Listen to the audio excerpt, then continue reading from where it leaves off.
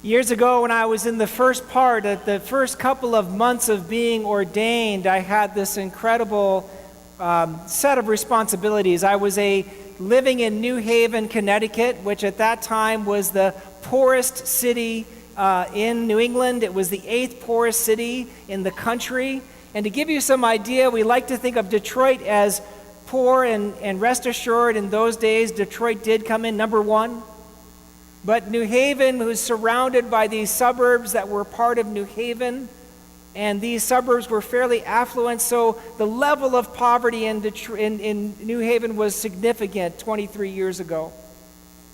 And I was trying to make my way as a priest, and I was working as a full-time student. I was studying and trying to finish my PhD. And then I also was serving 2 churches, which amounted to a 3/4 time job. So I was serving as a chaplain at Yale University, and then I also served this church that was right on the edge of the inner city.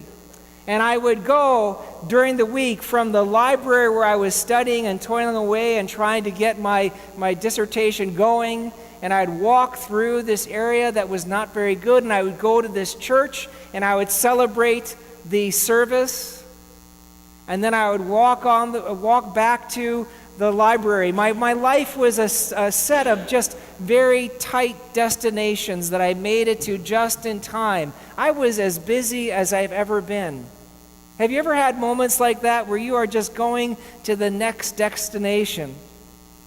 And while I was there, one day I was coming back from this church where I did my work, and I did such wonderful work. And as I was crossing this huge street that separated the kind of inner city from the campus of Yale, I suddenly heard this person next to me. I saw this commotion right next to me as I was crossing the street. And I looked and I saw this man getting up from having fallen down. And he was an older man, and he was a larger man, and he obviously had some troubles with mobility.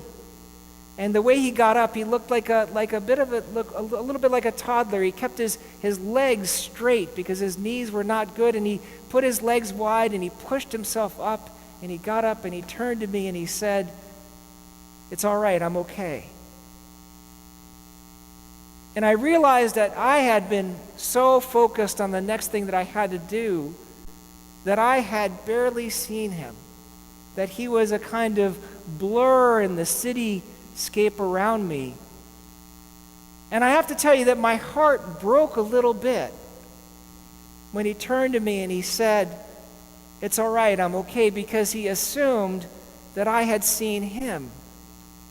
And he had seen me, and he had walked across that street with me, but I had not seen him.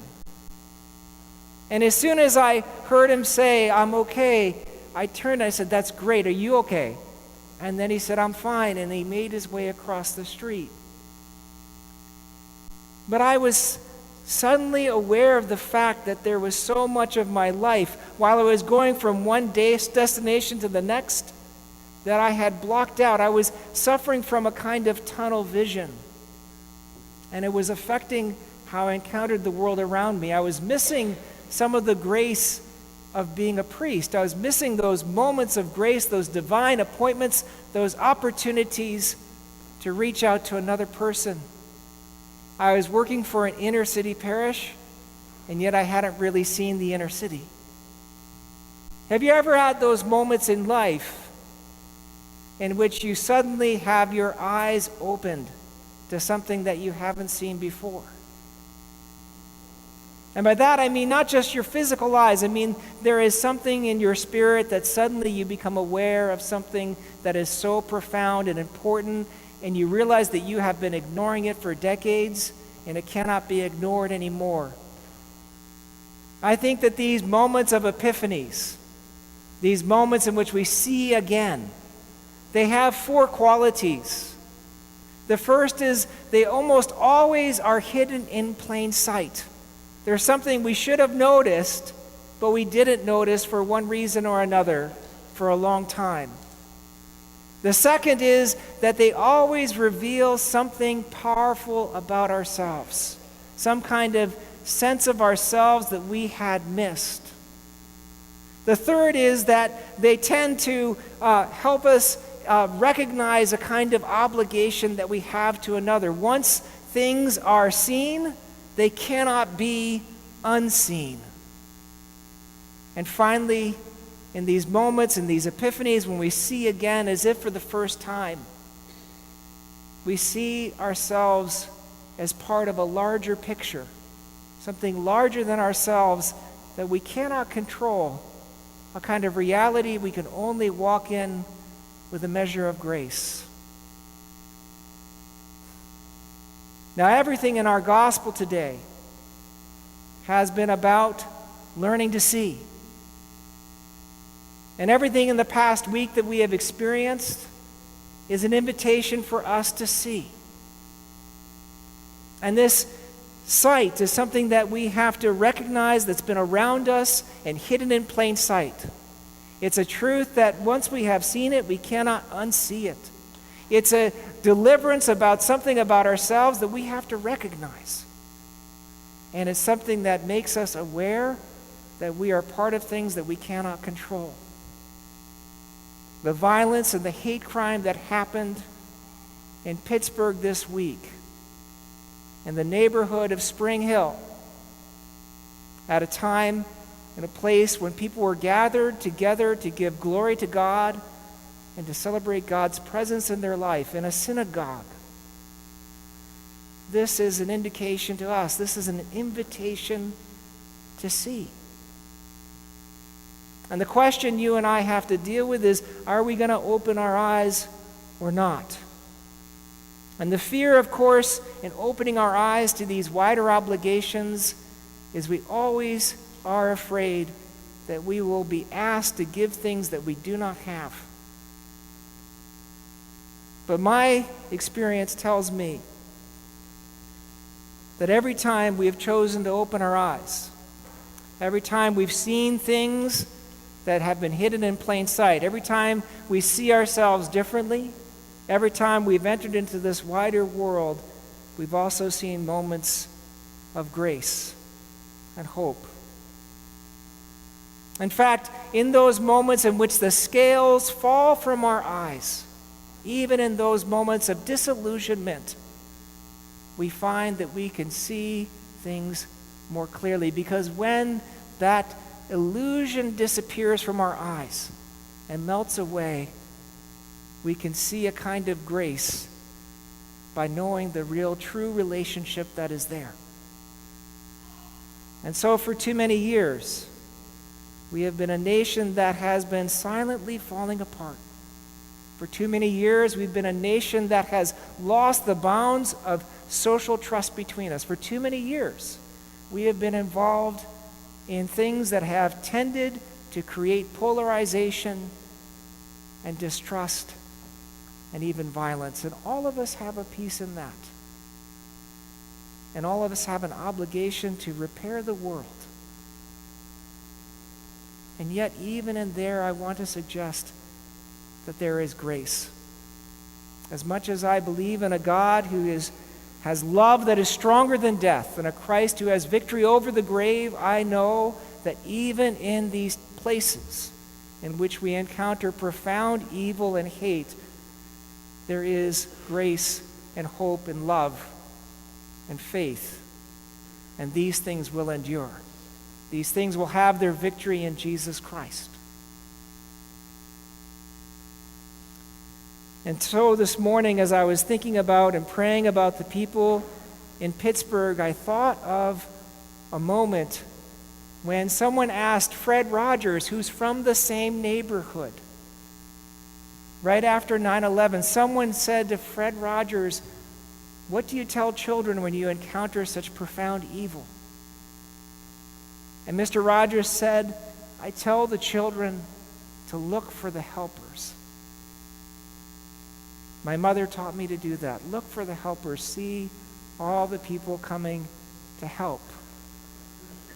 And so today I'm asking you to not only see what has been hidden in plain sight, I'm asking you not only to see something that cannot be unseen, I'm asking you not only to see something about ourselves that we don't want to see. I'm asking you not only to see something larger than ourselves, I'm asking you also to look for the helpers and maybe to look at yourself and see yourself as a helper too. How can you see yourself helping? Our gospel today is all about sight and the lack thereof. We meet Jesus on his way to Jerusalem. He is staying in Jericho. And as he is leaving the city, he is somehow approached as he walks through by a man named Bartimaeus, son of Timaeus, known to history as blind Bartimaeus. And he asks Jesus' healing presence in his life. And what's strange is that Bartimaeus, though he is blind, he knows that Jesus is there. Though he is blind, he sees Jesus with his ears. And the disciples do not see Bartimaeus. And even though they see him with their eyes, they don't want him to see Jesus. But Bartimaeus persists. And Jesus heals him. And he goes and follows Jesus on the way.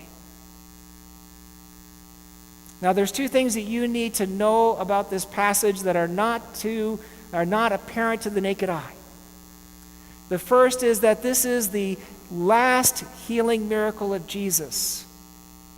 And so it is meant to be a kind of foreshadowing of what is going to happen to Jesus when he dies and rises again. All of the miracles that we remember in Mark, and we know in the Gospel of Mark that Jesus has done many miracles, but the miracles that are remembered are all meant to somehow communicate to people the reality of Jesus' resurrection. So all of these miracles are kind of foreshadowings of resurrection and new life.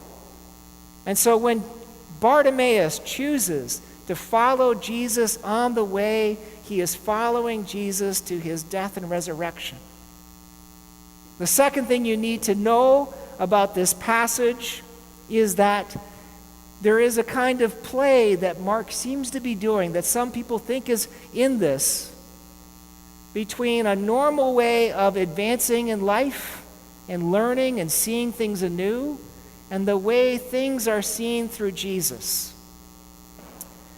There is some irony, so scholars have argued, in the fact that they use the term Timaeus, that Bartimaeus, son of Timaeus, is mentioned because Timaeus is one of the most famous dialogues of Plato. And in it, Plato says that the world has order and beauty in it. We just need to climb a kind of chain of being in which our minds are renewed. And Plato places belief and faith, pistis, in beliefs that are opinions, doxa, that these things are not stable. That in fact what we need is episteme, we need knowledge of nous, the intellect that rules the world. And so in having that elaborate kind of moment in the background of this gospel, what Mark is trying to tell us is that it is through faith, not knowledge, through faith in Jesus that we find our way to the order and beauty of this world. It is only through Jesus that we are given eyes to see. It is only by looking at Christ that we find the way forward in our lives. It's only by clinging to his death and resurrection that we find a way to hold together this broken but beautiful world. The art I have for you today is two pieces. The first is on the cover of your bulletins. It's by El Greco, the great Greek artist who was born in Crete and moved to Venice and Rome before having most of his career in Spain. El Greco paints this piece in 1570.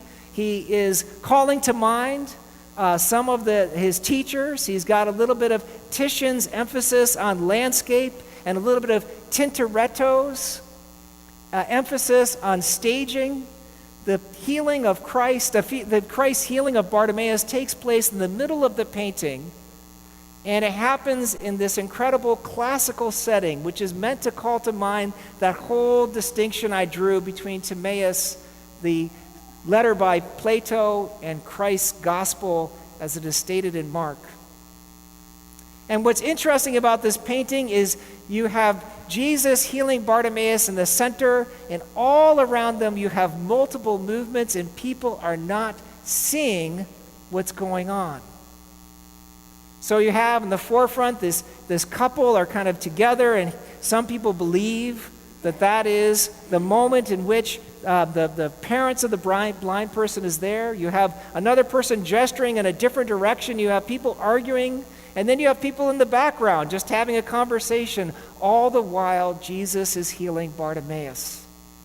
And El Greco is trying to give us a point that sometimes we can miss the healing that Jesus is doing for all of our busyness, a little bit like the way that I had such tunnel vision and missed that man. The other painting I have is actually from a sketchbook done by Jackson Pollock. This was done in 1937 and 1938. Pollock studied El Greco's Christ healing the blind man. It was in the Metropolitan Museum of Art, and it was something that he tried to base his entire career on, trying to capture the movement that El Greco was able to capture. And so you see sketches from that painting all around. And yet in the center of it, you have a stunning, early and rare self-portrait of Jackson Pollock of himself. Pollock is looking for himself when he's looking at the art.